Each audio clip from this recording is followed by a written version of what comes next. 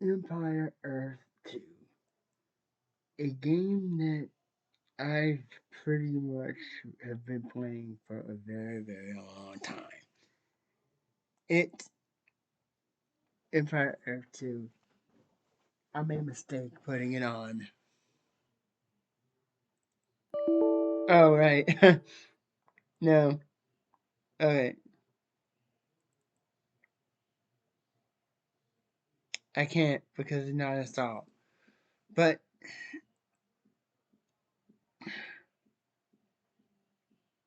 yeah.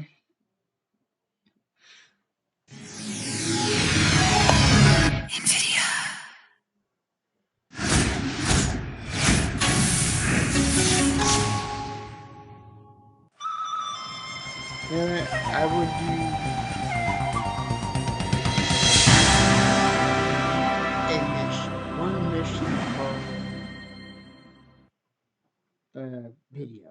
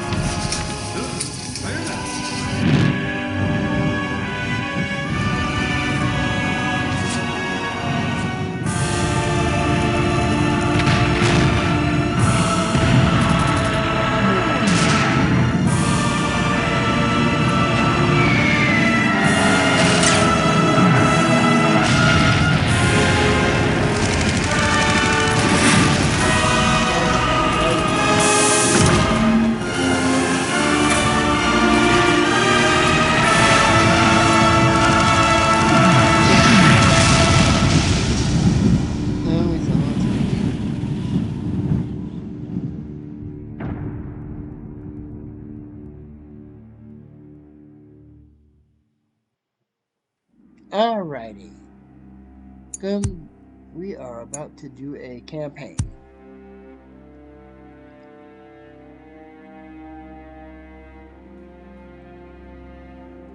I already know how to do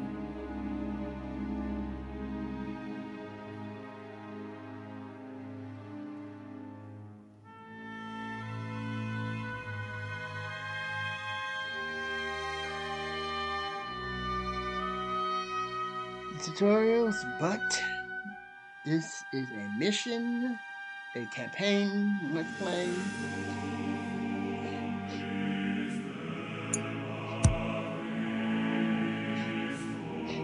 I already know how to play Empire Earth 2, but there are those who won't know how to play.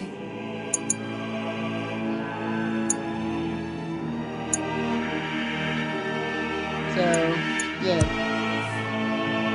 Sometime within the 12th and 13th century AD, and trying one of the Aztecs into Valley of Mexico. In which to spy the region, the Aztecs warned that they survived the could. Realizing that Mexico something to prove them Aztec later, one of his people was from the island and met on the Lake Texcoco and founded Tenochtitlan in the early 14th century. The Aztecs labored hard to transform the land into a productive and prosperous city. This is the Aztec people and its culture spread to most of Central America for the largest areas in 16th century.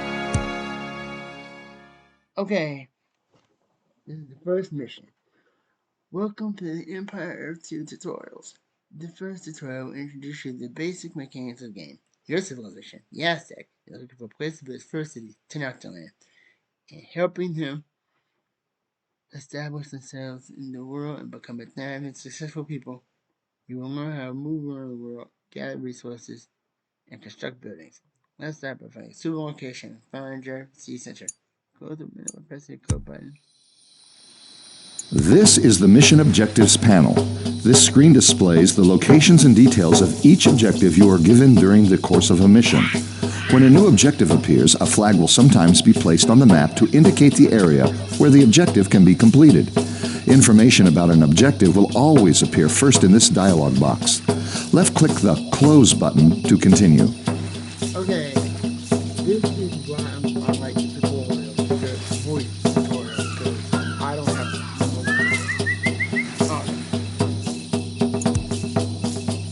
Place your mouse cursor over the flag that has just appeared and notice how the text on the right-hand side of the screen becomes highlighted.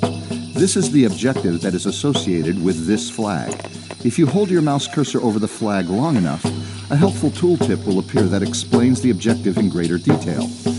Tooltips offer useful information about almost any object found in the game and can be accessed just by hovering your cursor over anything you see. This screen also offers other useful information about your current mission. Located below your objectives is the Information button. Click it. Alright. Clicking the Briefing button will display the introductory mission briefing text. The History button provides historical background relative to the current mission, and the Hints button provides clues about the best way to accomplish your objectives if ever you become stuck. You can also pause and unpause the game at any time by pressing Shift Pause. Now press the Close button and press the Tab key to exit this screen. What is it? You can also get helpful information about every aspect of Empire Earth 2 by opening up the Empire Earth Encyclopedia. Go ahead and open it now by clicking on the icon in the upper right part of the screen. From here you can gain detailed information about any part of the game just by clicking the related topic on the left side of the screen.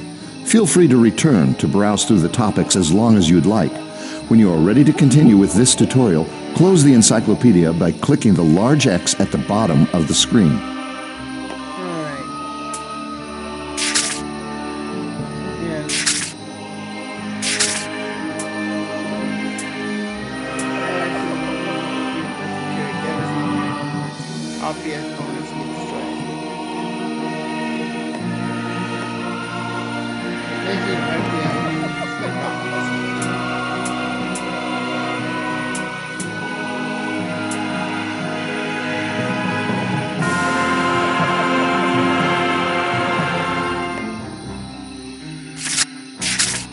Yeah, basically, yeah.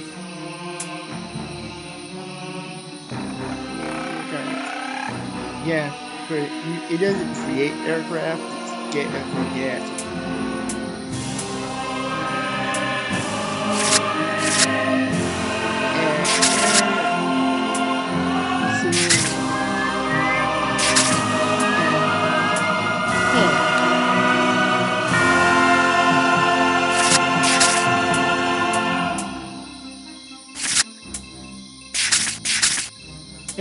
I love this.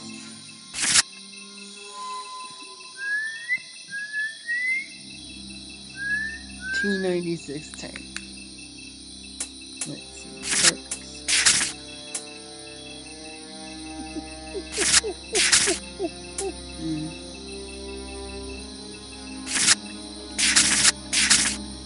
Right there.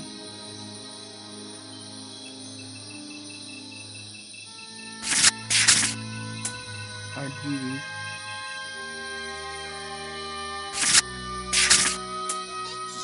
Alright, come on. This is my message.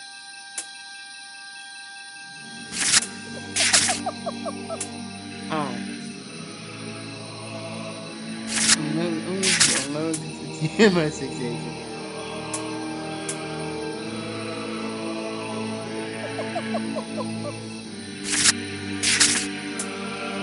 Where's the gate fire? What the?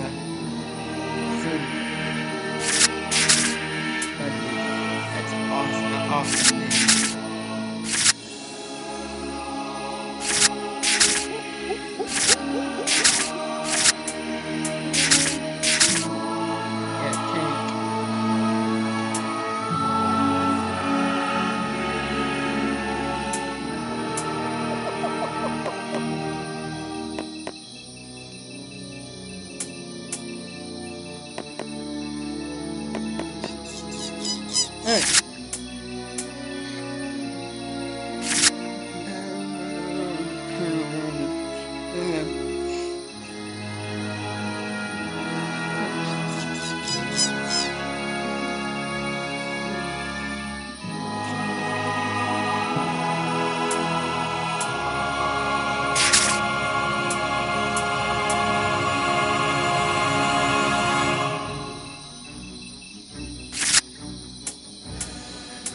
Autocast him.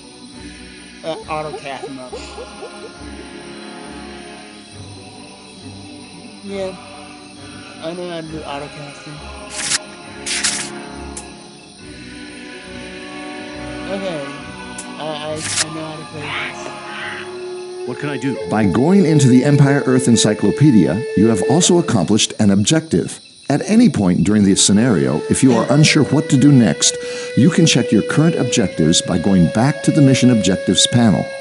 Left-clicking the Objectives button located to the right of the epoch display in the top center of the screen will take you there. The Objectives button looks like a flag and flashes whenever your mission objectives are updated.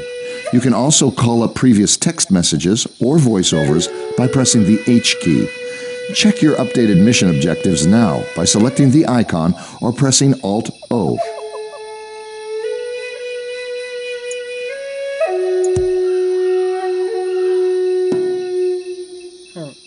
Your next objective is to select a citizen, so let's go back to the main screen now. Press the Tab key to exit this screen. I don't know how to play this game, but this is for anyone else who doesn't know how to play this game. Ready. Now, please select one of your citizens by left-clicking on a unit in the middle of the screen. Yes? Good. Now look at the information provided in the Unit Information panel located in the bottom center right portion of your screen. The panel will provide valuable information such as hit points, attack rating, range and speed on any currently selected object. It will also display the unit's current loyalty rating, which is its resistance to being converted by enemy priests. The panel to the left of this one is the Unit Action panel. This lists all the abilities available to the selected object, including construction options, behaviors, special actions, and special powers. There are also other ways to select units besides left-clicking on them individually. You may also hold down the Shift key while clicking on different units to select a group. Other ways of selecting groups include holding down the left mouse button and dragging diagonally across the group to create a selection box. Releasing the button selects the units in the box. You may also double-click on a certain type of unit to select all units of that type on screen. Experiment with this now. Yes? Here. Now, with your citizens selected, right-click near the rocks on the screen. I will. Good. That is the most common method for issuing a movement command in the game. Another method is to use the minimap, located in the lower left corner of your screen. The minimap is a top-down view of the entire play area of your current game. Black areas are places about which you have no knowledge, while dim areas are areas you have been but have no current information about. Brightly lit areas are those places within your line of sight. Yeah. Left-clicking on a position on the minimap will shift your main view to that location. With your citizens selected, right-click on the minimap where a signal flare has just been placed to tell them to move there. Signal flares are used to attract your attention to important events. Sometimes it means you are under attack, and other times, like now, it is related to an objective. As your units move out, you can scroll the screen to follow them by pushing the mouse cursor to any edge of the screen or by using the arrow keys. I'm only going to be doing All right. one mission per week. How long it take? One of the most important aspects of Empire Earth 2 is the cycle of seasons. In snow or rain, your units will move slower and their sight range will be reduced.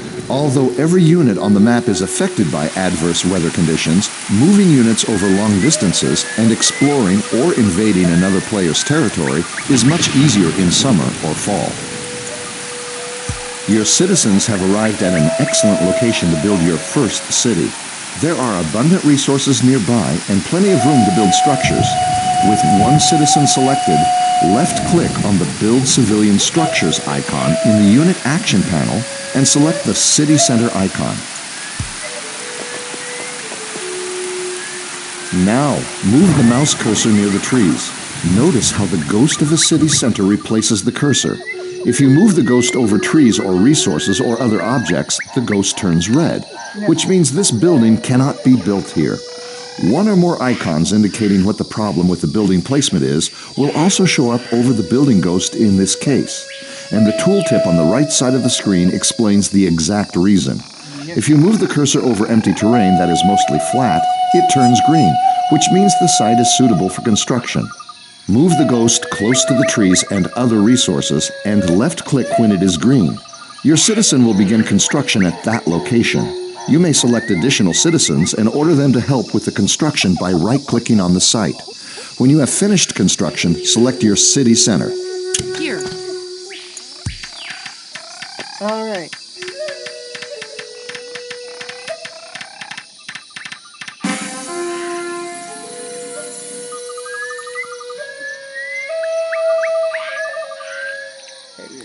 Yeah, this is a tutorial mission, so it's not going to take long. You can produce new citizens from your city center by left-clicking the citizen button in the action panel. Each citizen costs a certain amount of food. You can quickly check on how much food you currently have, as well as your stockpile of other resources, by looking at the icons at the bottom of the screen near the Object Information panel. From top to bottom, they are population, territories, technology points, food, wood, stone, and gold.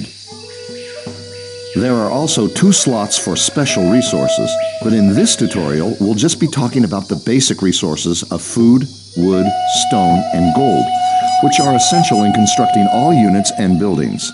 The other resources will be covered in another tutorial. Produce as many citizens as your food stockpile will allow by clicking rapidly on the citizen icon. This queues up the production order for your convenience. Alternatively, you could order 1 or more citizens and then hit the Cycle Production button so that this building will keep producing what you initially ordered as long as there are resources for it. Each citizen that is produced contributes 1 point toward your current population level. Some units contribute more than 1 point. What can I do? When you reach your maximum population capacity, you will be unable to build more units until you expand. You expand by building more city centers and houses. As your citizens are produced, you can order them to collect more food from the nearby forage bush and gold from the nearby gold pile by selecting them and right-clicking on the appropriate resource. Citizens are the only units that can gather resources. They will gather as much as they can from that resource pile and carry it back to the nearest city center or warehouse that you own. Alternatively, you can select the Set Rally Point icon in the action panel of your city center and then left-click on a nearby resource. Your citizens will now begin to harvest that resource as soon as they are produced. Additionally, you can find and select idle citizens in order to give them tasks by clicking the Idle Citizen button, located second from the left under the minimap. As a further shortcut to this, you can assign citizens to resources in a very general way, just by clicking on a resource in your resource stockpile display in the lower central portion of your screen. Right-click to pick up a citizen from that resource, and left-click to assign an idle citizen to it. Now, gather 100 food, 100 stone, 100 wood, and 100 gold. Oh, Yes? Moving. Ready. Right away. Yes, I'll do my best. Yeah, I can't do anything. I will. Control. Here. Moving. Ready. Of course. Here. Moving. What is it? Ready. What can I do? Right away. Here. Moving. Of course. Ready? All right. Here. I will. Ready? I'll do my best. Ready. Very well. What is it? I will. Yes? Of course.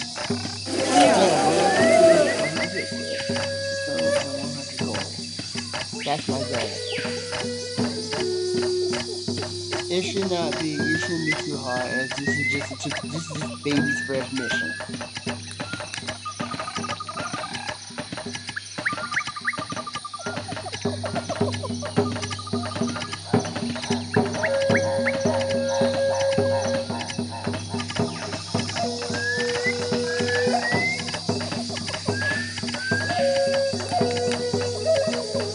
That is it.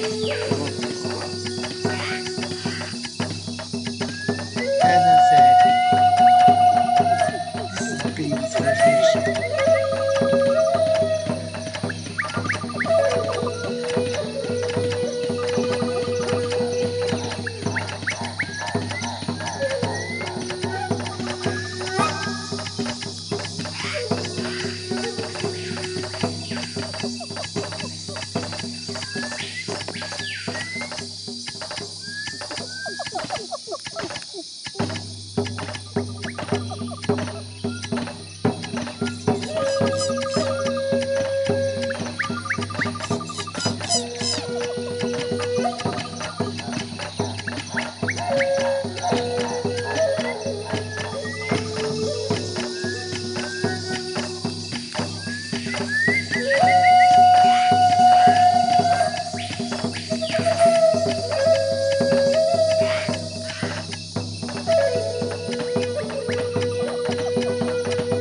Excellent. Now select your city center again and produce a scout.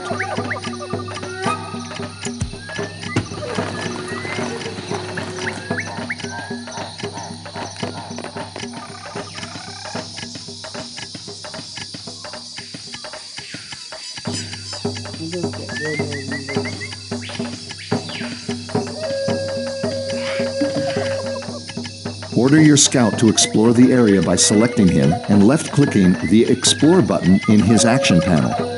Units on Explore will try to reveal as much of the map as they can to the exclusion of any other task. This means they won't respond when attacked, so be careful who you choose to send out exploring. I am your instrument. You can also choose to send a unit on a search and destroy mission. This setting also sends a unit to explore the map, except it makes the unit immediately engage the first hostile unit it sees until either one is dead. More powerful units than the scout are usually tasked with search and destroy. The last lesson of this tutorial is about how garrisoning can improve your resource collection efforts. Select your city center and then right-click on it. Note the rally flag is now on the building. This means that any citizen produced here will automatically garrison the building. The garrison display in the building's information panel shows you how many units are currently inside and the maximum number that can be garrisoned. Clicking on this will bring up a panel that shows what units are currently stationed there. Build a citizen now or select one of your other citizens and have it garrison the city center by pressing the G key and left-clicking the building.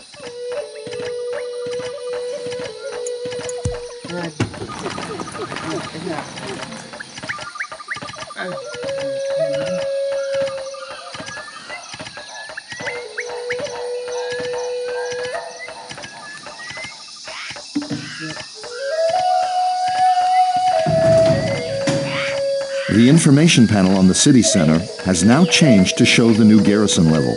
As a result of garrisoning, all resources dropped off at this city center will have a percentage bonus applied to them as they enter your stockpile. The greater the garrison level, the greater the bonus. Congratulations on completing the first tutorial. Well, The Aztecs have made their home and claimed their territory. They are well on their way to building a lasting empire that will be known for its wealth, culture, and power. Congratulations on finishing the first Empire Earth 2 tutorial.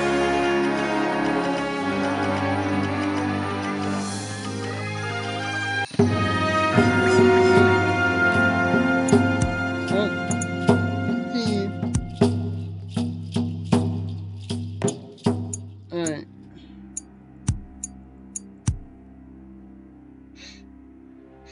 Alright.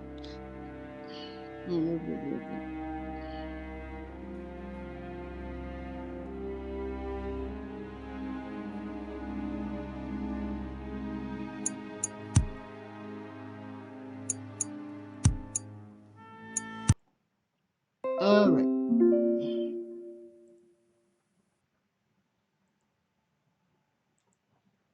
Nope. Well, that's it for the tutorial. Thanks for watching. Hope you enjoyed it. Let me know what you think down in the comments. I will see you in the next one. Bye-bye.